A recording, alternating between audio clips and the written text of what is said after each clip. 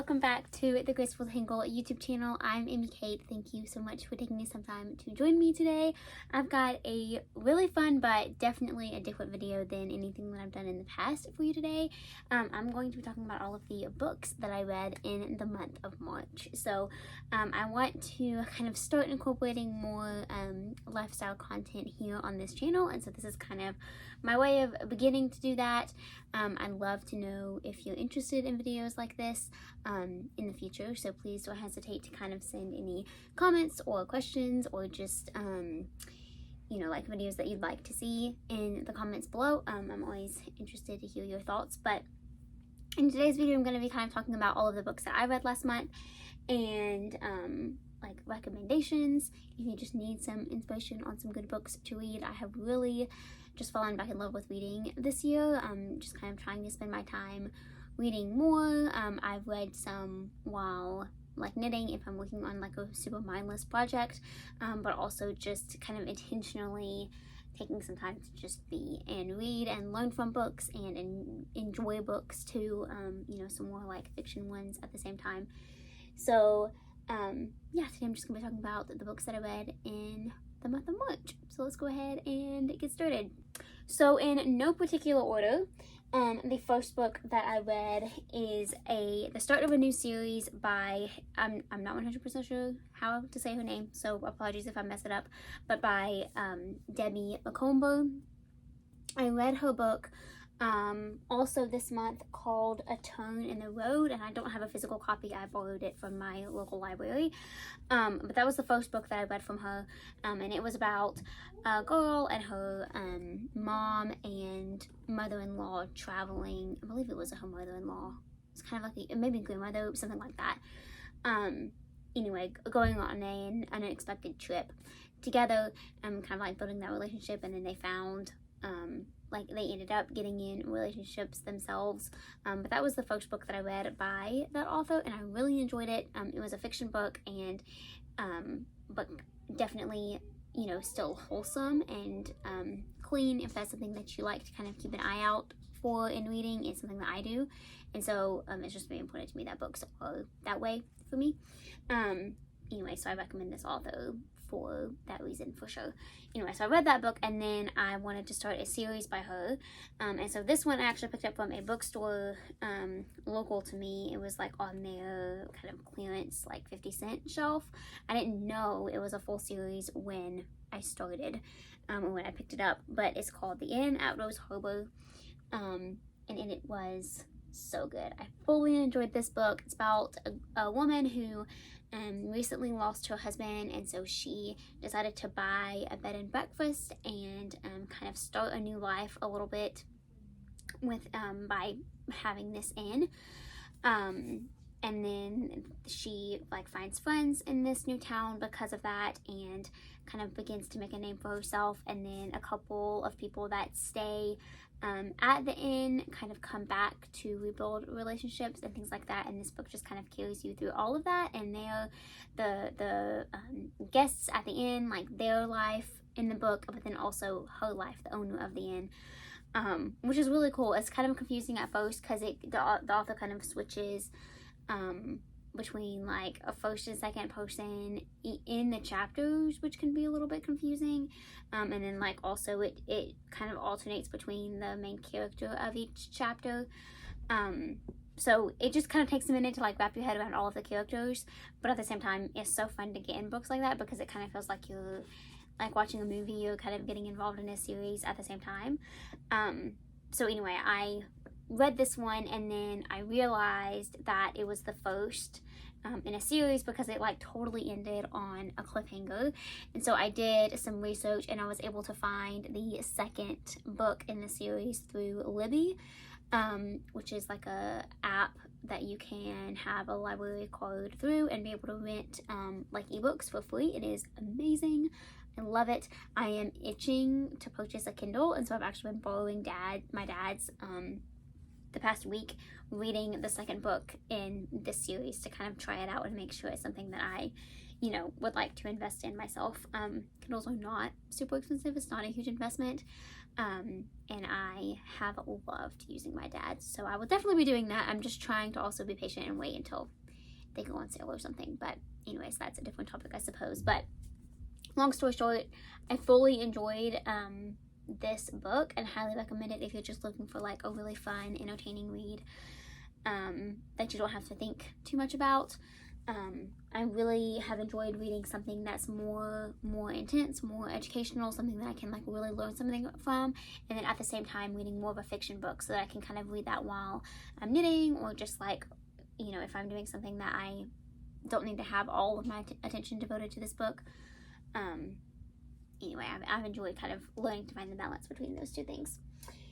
And then kind of also in the fiction realm, I read this book by Karen Kingsbury, which is the start of a new series, or not a new series, but the start of a series that I haven't read by her called Angels Walking. And it's basically this specific book. I think each book in this series is kind of a different story. It has a different character, but this one is about a baseball player who injures himself, and so it's kind of him walking through that journey of you know, getting injured, realizing his life is not going to look like the way that he thought he was, kind of almost getting addicted to drugs, painkillers, and didn't, kind of how God brought him out of that. She basically kind of uses angels on earth to keep this man on the right path, per se. It's a very interesting book. It's very, like, I'm not sure I agree, you know, theologically necessarily, but it was good, and it was a beautiful story on just how redemption and how you know, our lives don't necessarily look like or they aren't gonna necessarily line up in the ways that we think they should, but all of his plans are good because we love him. And so as long as we are, you know, fixated on that path and fixing our eyes on Christ, we will live lives that are glorifying and honoring to him and good because we love him. So anyway, this book, that was kind of like the message of this book, and like I said, it was really good. He kind of fell back in love with a like girlfriend from, I think, high school, so it was really sweet to kind of read about that. Again, I really like this author. I've talked about her before on my channel, just in like the podcast and other books that I've read. This I don't think is my favorite series by her, but it was really good. So anyways, I'll be reading book 2 in the month of April. That's one of the books that I plan to read this month. So I guess I'll continue to update you on that series.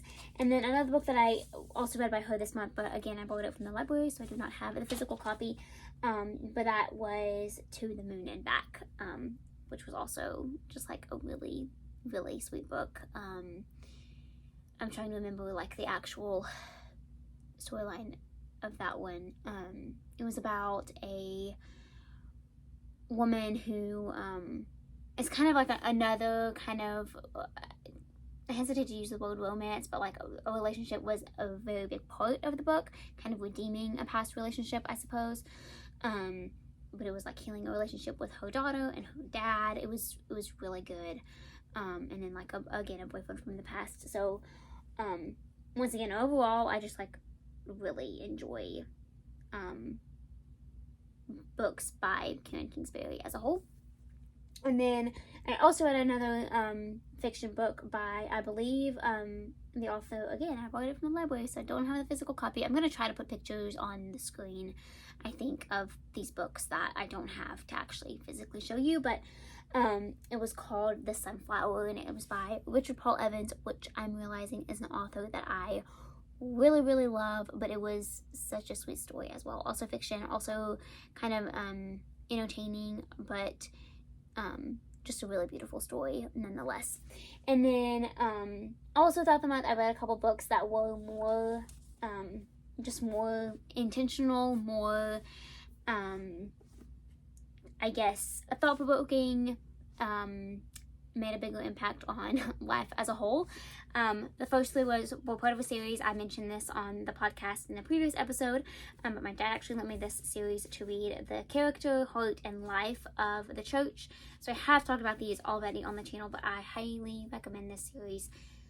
It is so good. It is so impactful. It really just kind of leads you to ask a lot of questions on like what your home church looks like, what you look for or should look for within a church, how to make sure that what you're doing as a church is aligning with God's principles and what he views the church to be. Kind of just keeping the right heart posture, striving to glorify him in all things, not glorify man or set ourselves higher. And just to ensure that we are pouring into the community around us because we are founded upon the love of Christ. We love because he first loved us, and that's kind of like the message of these books, but then also just how to stand firm in that in a world that is broken and sinful. And then the last book was kind of the most impactful for the month. It's called Visioneering by Andy Stanley, and this one was so good. It was, again, one that my dad recommended, and I enjoyed this so much, but it was also just so good and so applicable to my life right now. The author kind of talks about how to navigate a vision and pursue it in ways that are honoring to Christ, how to make sure that your vision is God's vision for your life, and your ideas and hopes and dreams for the future are aligning with what he hopes for your future or what he has already planned, predestined for your future. But then it's also just kind of breaking it down to be a vision doesn't have to be this like specific huge calling that you feel is placed on your life. It can be a few little things that you just feel led to. And as we continually seek and pursue him, those things will happen because his plans and desires for our life will align with ours, or really ours will align with his as we seek him and seek his will and place that will above our own. And that was kind of like the entire message of this book. So it's written in such a way that you can kind of like write at the end of each chapter, like there's a few discussion questions. So like, for example, some questions that are asked are, what's keeping you from confronting the issues? What is the worst thing that could happen as a result of confrontation? How might the vision be negatively impacted if the alignment issue is not addressed? So these questions are kind of talking about what was discussed in this chapter itself, but it also just kind of breaks down visions and these points that he discusses. So a couple of those, let me read a few, if I can find the page where they're all listed out. He kind of breaks them down into building blocks. So he says building blocks for visioneering. Vision begins as a concern. What God originates, he orchestrates. Don't confuse your plans with God's vision. So he kind of just like breaks these down in individual chapters, goes through them topic by topic, and just kind of exemplifies how to pursue a life worthy of him and how to honor him with our lives, in whatever career we might be hoping to go into, or whatever we hope our lives will look like in the future. And it was just really, really good. So I'm itching to read more books by him for sure. I think this was the first one that I've read by him. If I've read another book by him, it's been years. So I think this was the first one, and I'm definitely excited to read some more by him for sure. So yeah, those are all the books that I read this month. Very good. Fully enjoyed all of them. I do have a few lined up for this month. I really want to continue this Rose Harbor series by Debbie Macomber. I think there are 4 books, maybe 5. And like I said, I'm on the 2nd, and I'm on like chapter, I think maybe 18. I just didn't finish it in the month of March. I was trying to, but I just didn't quite get it done. And then I also want to read this book that I got recently by Michael Todd called Relationship Goals. I've heard really good things about this book. I've been wanting to read it for quite a while. And so I'm excited to kind of dive into it in the month of April. I also got this one recently called I Am Not, But I Know I Am. Welcome to the Story of God. And this is by Louis Giglio. I've listened to some sermons by him, but I have never read one of his books. And I picked this one up at Second and Charles this past week, which is one of my favorite stores ever. I spent 2 hours easily in that place, but I could have spent all day. Anyway, if you don't have a Second and Charles near you, I am sorry. But if you do, go, because it is such a cool store. They have mostly used books, and they often have really good deals. Like this book was $4.50, but like first price it is $14, I think, and it's used, but it's not heavily used at all. It's in really great condition, and a used book does not bother me because I'm just going to write in it and heavily use it anyway. So anyway, I've also discovered that I enjoy reading like fiction books that I don't want to annotate or write in on a Kindle, but books like this that I really want to learn a lot from and grow through, I want to be able to write and underline and things like that. So anyways, I want to read that one. And then I have my own copy of the second book of the Angels Walking series, which is called Chasing Sunsets. So I'm hoping to read this one this month as well. And then another author that this is a book from my local library. I'm going to grab it off my shelf real quick. It's by Nicholas Sparks, which I have not read any books by him, but I have actually watched the movie version of this book before, and I didn't know that it was based on a movie. So this one's called The Last Song.